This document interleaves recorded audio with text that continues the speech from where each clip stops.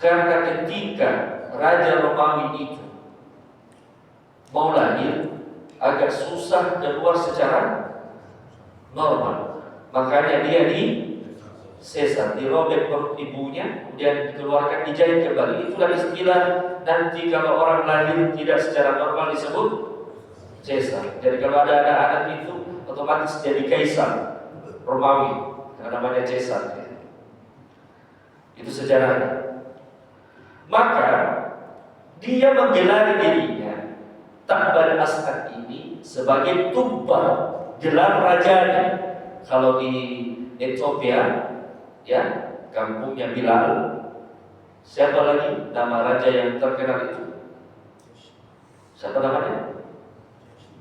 Yang ketika nanti sahabat hijrah, siapa? Apa gelarnya? An-Najasi. Jadi An-Najasi itu gelar, bukan nama orang. Kaisar gelar, Caesar gelar, Kisra gelar, An-Najasi gelar. Begitu pula dengan namanya nanti Ta'ban As'ad itu bernama Tubba, gelar dirinya sebagai seorang raja. Maka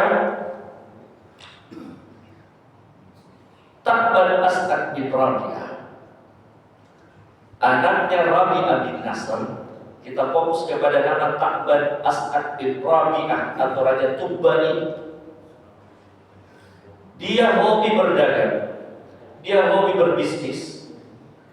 Dan suatu waktu si Ta'ban As'ad Tubba ini lewat di kota Yastrib. Dia berdagang berkeliling dunia, ya. Lewat di kota Yastrib. Kemudian dia melihat begitu banyak kurma di daerah itu. Ini pertama kali dia melewati, karena Yaman itu di daerah selatan Jazirah, ya. Kemudian berbatasan dengan Makkah, Taif, Makkah. Kemudian Madinah ini di daerah utara, lebih dekat dengan negeri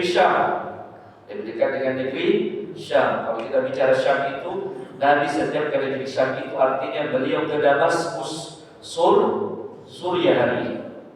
Makanya dia lebih dekat nanti ke arah Eropa. Kalau ini Yaman di daerah selatan. Makanya dia melewati itu. Kemudian dia Ta'ban As'ad, ya, melihat banyak kurma. Maka setelah dia kembali ke negeri Yaman, dia memerintahkan anak laki-laki tertuanya untuk membeli dan bertransaksi kurma dengan penduduk Yastrib, untuk dibawa nanti ke negeri Yaman, ke daerah Iran, ke daerah Persia, di mana-mana wilayah untuk berdagang. Jadi ini luar biasa, Pak. Kenapa disebut di dalam Al-Quran itu? A'udzubillahi minasyaitonirrajim. Bismillahirrahmanirrahim. Li'ilafi Quraisy, ilafihim rihlatas sita'i was-sayf.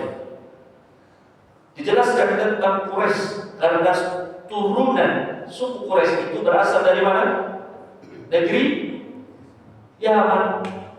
Berasal dari negeri Yaman. Makanya kalau ada pidato kemarin, pulang saja ke negeri Yaman. Ayo pulang. Negeri Yaman itu mempunyai keberkahan yang luar biasa. Nabi itu ada keturunan Yamannya, suku Jurhum. Ismail menikah dengan anak suku Jurhum. Suku Jurhum ini berasal dari negeri Yaman.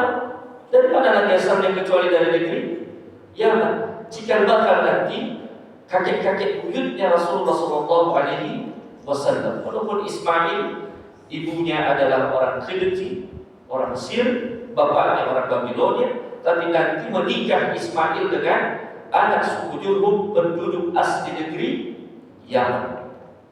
Jadi kalau suruh pulang orang ke negeri Yaman, kita suruh pulang kemana dia? Maka suatu hari Anak yang diutus oleh Ta'ban As'ad untuk bertransaksi kurma, karena begitu terkenal kurma di kota Madinah. Satu hari Pak, kita call dulu sebentar. Nabi itu kan punya kebun kurma di Madinah, dihadiahkan oleh beberapa orang sahabat. Hasil kurma Rasulullah SAW, hasil panen kurmanya, kalau dirupiahkan, dikurskan rupiah hari ini, kurang lebih sekitar 35 miliar. Itu hasil kurmanya. Karena begitu berkualitasnya kurma Madinah. Hasil kurmanya sudah dalam bentuk dinar, dibawa masuk ke masjid, ya tanpa beberapa kantong. Beliau sholat zuhur, setelah sholat zuhur, salam, zikir, balik ke sahabat, kata beliau, siapa yang ingin saya sedekati daripada hasil kurma saya? Dari zuhur sampai asar habis itu 25 miliar disedekahkan begitu saja oleh Rasulullah SAW. Begitu berkahnya kebun kurma yang ada di kota Madinah. Kita kembali.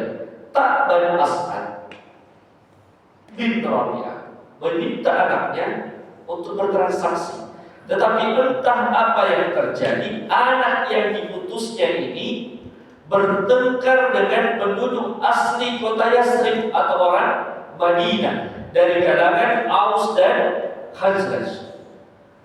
Maka terbunuhlah anaknya Ta'ban ini. Perhatikan baik-baik, anaknya terbunuh. Maka informasi itu sampai ke telinganya Ta'ban di negeri Yaman, sampai ke telinganya. Kemudian Ta'ban As'ad bin Rabi'ah, dia menyiapkan seluruh pasukannya dari negeri Yaman menuju ke kota Yasrib, dikumpulkan juga dari kota Irak pasukannya, karena dia punya pasukan dari Irak, untuk mengepung kota Yasrib atau Madinah hari ini. Diminta untuk mengepung kota Madinah. Bapak-bapak yang dirahmati Allah, itu tidak seperti yang kita lihat hari ini. Kota Madinah itu di luarnya tuh, di gerbangnya ada benteng. Di pintu gerbang ada benteng, kemudian benteng lagi berlapis, baru di situ terdapat kota Madinah. Jadi dia seperti kalau Anda lihat kastil kerajaan-kerajaan di masa lalu, ya begitulah bentuknya kota Madinah. Dia tidak polos seperti yang kita lihat hari ini. Dia punya benteng-benteng. Nah, ketika Ta'ban As'ad mengepung kota Madinah, maka terjadilah peperangan yang sengit. Peperangan itu terjadi berbulan-bulan, tetapi Yasrib atau Madinah tidak takluk atau runtuh. Ada satu hal dalam peperangan itu. Jadi peperangan ini langsung dipimpin oleh Ta'ban As'ad bin Rabi'ah. Dia yang pimpin langsung. Penyerangan itu berlangsung berbulan-bulan, tetapi tidak runtuh juga kota Madinah. Tetapi ada satu hal yang membuat dia heran. Ta'ban As'ad terheran-heran melihat kelakuan penduduk Yasrib atau Madinah Al-Munawwarah. Yang dia perangi namanya Bani Aus dan Khazraj.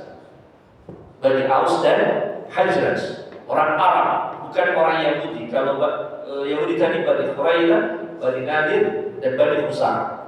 Yang diperangi adalah Bani Aus dan Khazraj, yang nanti jadi sahabat Nabi. Ta'ban As'ad sangat heran. Kenapa? Mereka ini berperang di siang hari, mulai pagi sampai siang sampai sore. Ada yang luka, ada yang sakit, ada yang kena panah, ada yang kena tombak. Yang jadi masalah, setiap malam penduduk yang ia perangi, yaitu penduduk Madinah, membuka gerbangnya, membawakan mereka makanan, membawakan mereka obat-obatan, mengobati pasukan yang Ta'ban As'ad yang terluka, dirawat. Kemudian setelah itu dikasih minum, dikasih makan. Bayangkan, ada tidak orang berperang, lawannya dikasih makan, dirawat, kalau sakit, kalau luka diobati. Hanya penduduk Madinah yang bisa melakukan itu. Kemudian gerbangnya ditutup lagi, masuk lagi. Besok lagi, perang lagi. Ini berlangsung selama berhari-hari selama peperangan itu. Dan anehnya tidak terjadi ketika diobati, tak balas juga pasukannya tidak melawan.